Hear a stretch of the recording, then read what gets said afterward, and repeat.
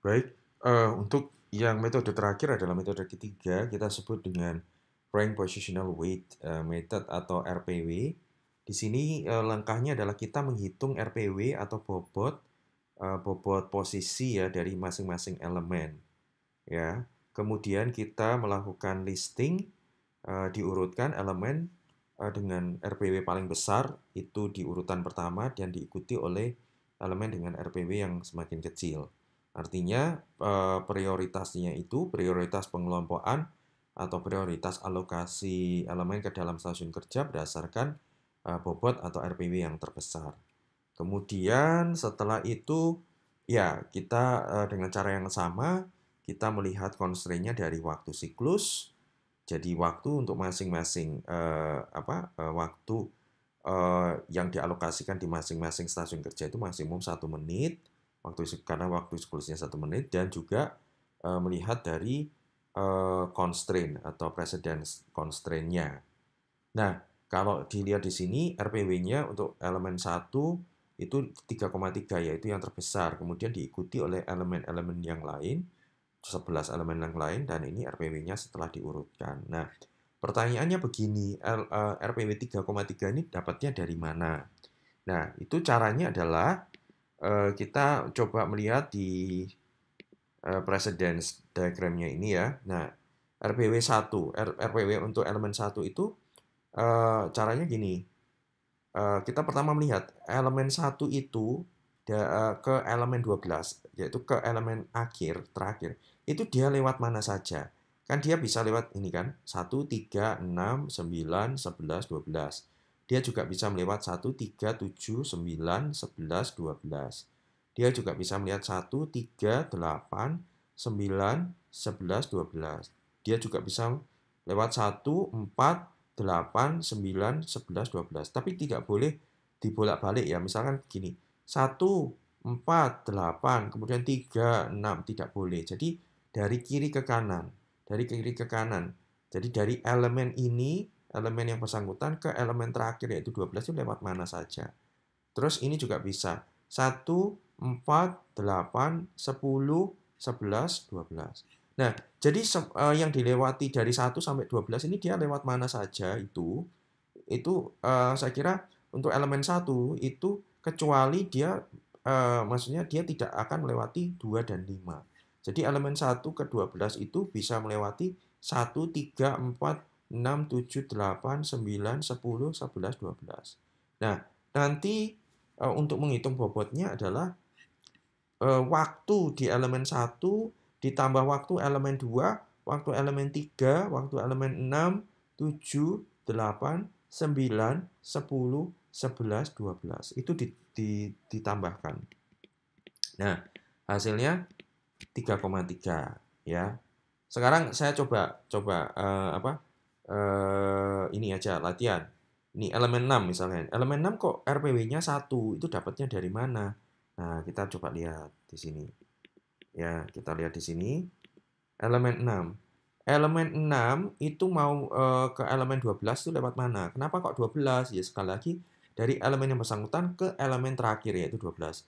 Berarti elemen 6 kan lewat 6, 9, 11, 12. Berarti ulangi 6, 9, 11, 12. Berarti kita nanti menambahkan waktu elemen 6 ditambah waktu elemen 9, waktu elemen 11 ditambah waktu elemen 12 itu sama dengan RPW-nya untuk elemen 6. Kita coba lihat.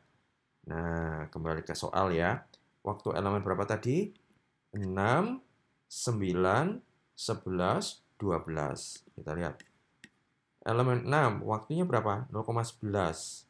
0,11 ditambah elemen 9, 0,27 berarti 0,38.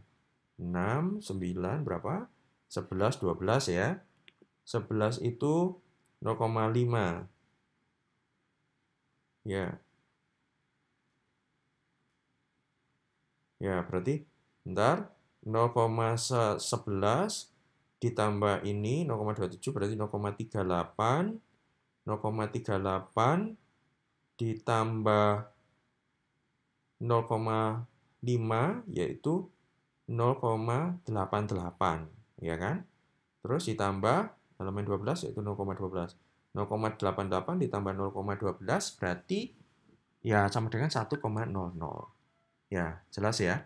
1,00 sehingga RPW untuk elemen 6 yaitu 1,00 atau 1.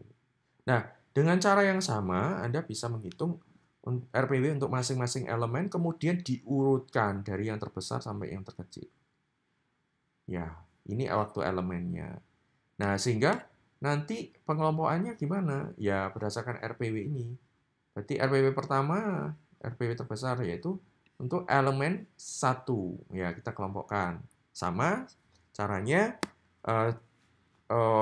waktu di workstation maksimum adalah 1 menit. Ini sudah dipakai 0,2 ya. 0,2 berarti ini bisa kan? Secara waktu bisa, karena 1 menit kan, kita punya 1 menit. Jadi dipakai 0,2, ini bisa. Nah, cek kenapa kok ya bisa gitu ya, elemen 1. Nah, cek apakah di presiden constraint-nya dilanggar atau tidak.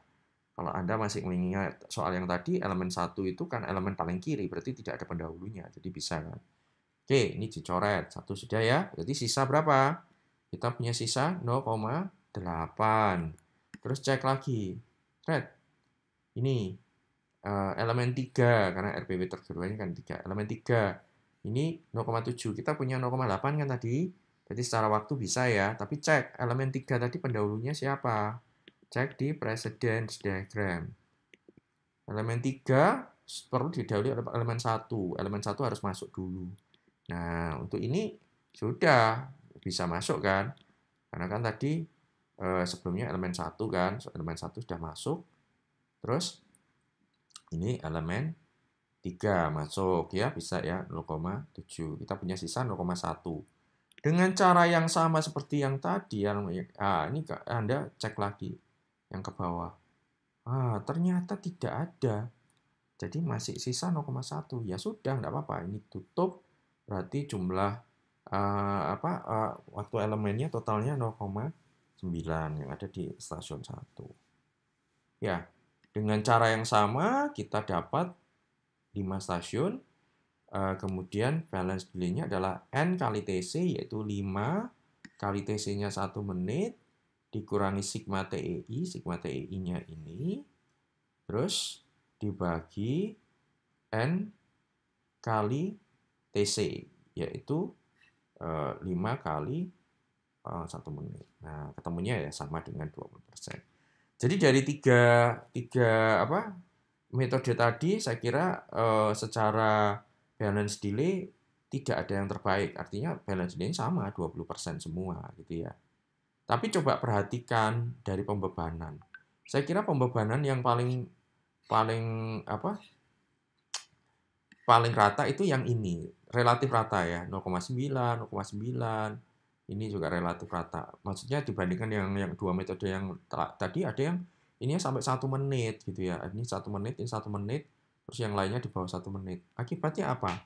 Karena siklusnya ini 1 menitan, berarti kalau ada misalkan satu stasiun kerja itu 1 menit, maka dia tidak ada jeda. Jadi dia setelah selesai 1 menit, dia kerja lagi 1 menit. Kalau yang di sini kan waktu siklus yang di-set adalah 1 menit. Nah, kalau dia 0,9 atau 0,91 atau 0,92, dia masih paling tidak ada jeda 0,08 menit yang di sini. Jadi masih ada waktu istirahat gitu ya. Jadi secara pembebanan sepertinya yang di metode RPW ini lebih baik dibandingkan 2 metode yang lain. Tetapi begini, jadi kalau diminta untuk memilih metode yang terbaik ya silakan dicek balance delay-nya gitu ya, balance delay-nya mana yang lebih kecil, itu yang terbaik. Dan juga secara jumlah stasiun kerjanya yang lebih dikit, itu yang lebih baik, karena kan dia akan menghasilkan membutuhkan sumber daya yang lebih sedikit. Baik, ini ada latihan ya, silakan Anda baca di sini ya, silakan diperhatikan soalnya. Ini berarti ada 1, 2, 3, 4, 5, 6, 7, 8 proses ya. Anda bisa memulai dengan membuat precedent diagram dulu. Nah, Ini ya, presiden diagramnya. Kemudian soalnya ini sih. Jadi soalnya misalkan ada targetnya 100 per hari gitu ya. 100 unit per hari. Ini sebenarnya sama dengan TC. Jadi TC-nya itu kalau tidak diketahui bisa didekati dengan target. Kalau 100 fans atau 100 unit per hari, satu hari katakanlah dianggap 8 jam. 8 jam berarti 480 menit. Berarti Anda konversikan 480 menit per 100, berarti 4,8 menit per unit. Itu TC-nya ya. Karena kan di sini waktunya dalam menit ya. Nah, dalam menit. Dalam menit, terus TC-nya ya dalam menit gitu kan, 4,8. Dan dicek ternyata di sini juga secara waktu tidak ada yang melebihi 4,8 menit. Jadi target itu masuk akal untuk dipenuhi ya. Nah, dengan TC seperti itu, ya ini TC 4,8. Nah, Anda coba hitung berapa jumlah workstation-nya. Silahkan Anda nanti bisa menggunakan metode 1, metode 2, atau metode 3. Bisa dicoba masing-masing. Baik, saya kira itu materi yang cukup padat gitu ya. Semoga dengan pembelajaran online ini Anda punya understanding gitu ya terkait dengan pengenalan dasar metode-metode yang ada di line balancing. Terima kasih, tetap semangat dan sehat selalu.